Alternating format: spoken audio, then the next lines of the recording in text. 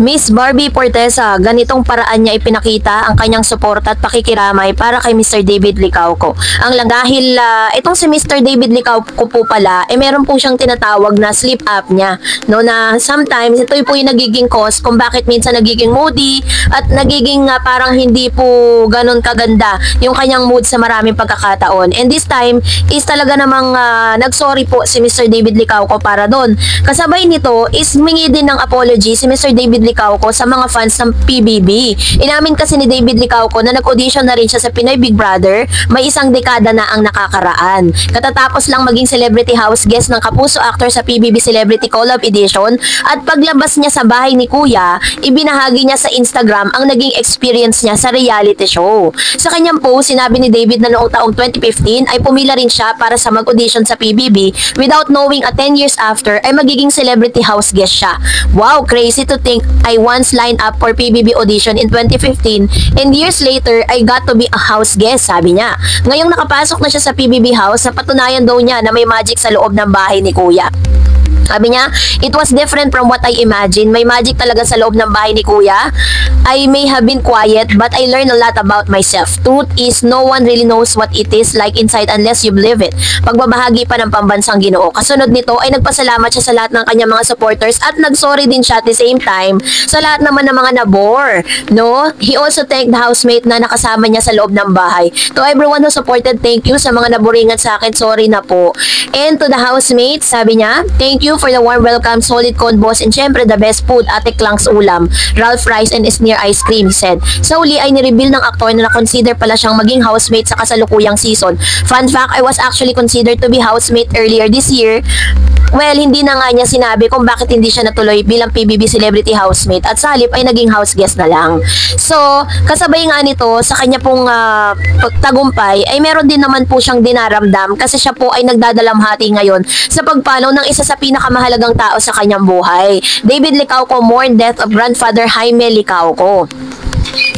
So, sabi po ng ilang mga news na nagdadalamhati ang aktor na si Mr. David Licauco at ang pamilya niya dahil sa pagpanaw ng kanyang lolo na si Jaime Licauco. Binawian ng buhay si Jaime sa edad na 84 years old. Ang ama ni David na si Jolan Alexander ang isa sa 3 anak ni Jaime at ang misis niyang si Yolanda Campos. Kinumpirma ni David ang pagkamatay ng kanyang lolo sa pamamagitan ng isang Facebook post Sabado, May 17, 2025. Ayon sa publishers is, the wisest man I knew, always chasing greatness, always sharing of wisdom. Thank you for the life talks, the lesson, the power of your mind. I'll hold them close, always rest easy, Lolo. Samantalang sina Francine Prieto, Tronny Raimundo ang dalawa sa mga entertainment personality na nagbahagi ng kalungkutan dahil sa pagkawala ni Licauco ng kanyang ama, ng kanyang lolo, no. So pero alam niyo po ba na isa sa pinakamagandang ginawa para po talagang express yung pakikirami ni Miss Barbie is nagpadala po siya ng isang flower, no, ng flower po para po dun sa wake doon po ng lolo po ni Mr. David Licauco. So ganito niya talaga kasi alam po ni Miss Barbie kung gaano ka-importante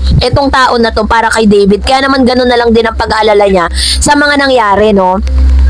Sabi po niya, thank you for the life talks, lesson, the power of your mind. I hold them close, always rest easy, Lolo. So, Jaime Licauco, you have been such a wonderful and friend all these years, lifetime, we have been together. So, marami pong mga celebrities at mga kaibigan nito ang nagpaabot din ng kanila pong mga pakikiramay. We had many adventures together worthy of material for volume of books. Rest now. Ang pagbibigay-pugay naman ni Francine sa internationally known lecturer at hypnotherapist. His contribution as parapsychologist in the Philippines touched many lives and open minds. May he rest in peace. Ipinanganak noong July 25, 1940, kinilala sa Pilipinas si Jaime bilang book author, journalist, at expert sa inner development, creative and intuitive management at paranormal phenomena. Binansagan siyang ama ng paranormal movement dahil sa kanyang kaalaman tungkol sa paranormal karma at reincarnation. Naglabas siya ng 17 books, naging kolumnista sa mga broadsheets at nagkaroon nga ng mga TV guesting. Sumikat din sa mundo ng radyo si Jaime dahil sa long-running program niyang Inner Mind on Radio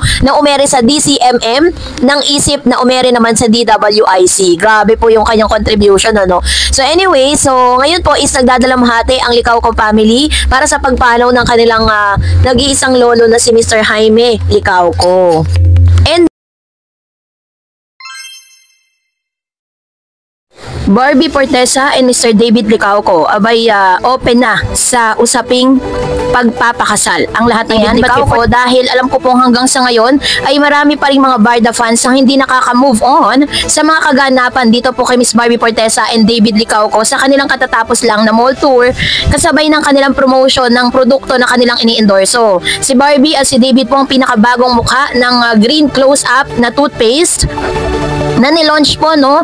At sila po yung napili ng isang malaking brand na ito para po maging ambassador ng nasabing produkto. So happy po, no, ang management ng GMA dahil kitang-kita po talaga nila yung mainit na pagtanggap ng ilang mga kapuso at mga Barda fans para po dito kay Barbie Fortesa and David Licauco. It only shows na talagang sobrang dami pong nagmamahal kay Barbie at kay David. Pero alam niyo po ba na mas kinakiligan ang ilan sa mga usapin na talagang bukas si Miss Barbie Fortesa and Mr. David Licauco. Game na game po sila sa ilang mga personal questions na ipinukol sa kanila during the mall tour. Talaga may kita mo talaga yung kanilang chemistry na talagang hindi talaga maikakaila. Panoorin natin ito. Yeah, oo.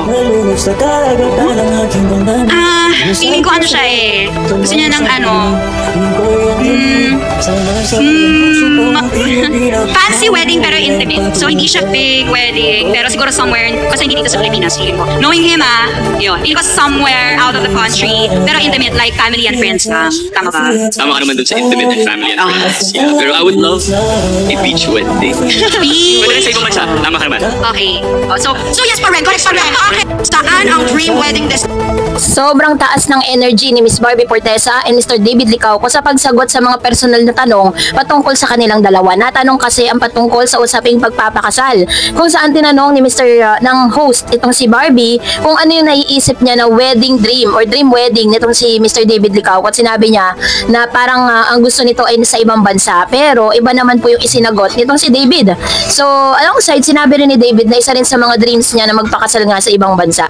So ang isa lang sa mga pwede nating ma-comments with regards to that kasi sa mga question po na yan bago po nila, hindi naman po yan on the spot question eh. Kumbaga parang inaaprobahan nitong si Miss Barbie at saka si David yung mga questions na itatanong po sa kanila, no? So ibig sabihin is ganun sila kakomportable para pag-usapan yung mga ganitong personal na bagay. So marami na po tayong mga napanood na mga paayuda nitong si David at saka si Miss Barbie Fortesa. It only shows na ready na talaga, no? Ready na ba talaga? Kasi kung tutuusin si Mr. David Licauco at his age is ano yan, marrying age tapos ang dami niya pang mga businesses. Kahit nga hindi na siya mag-showbiz talagang masasabi mong buhay na siya dahil sa mga businesses.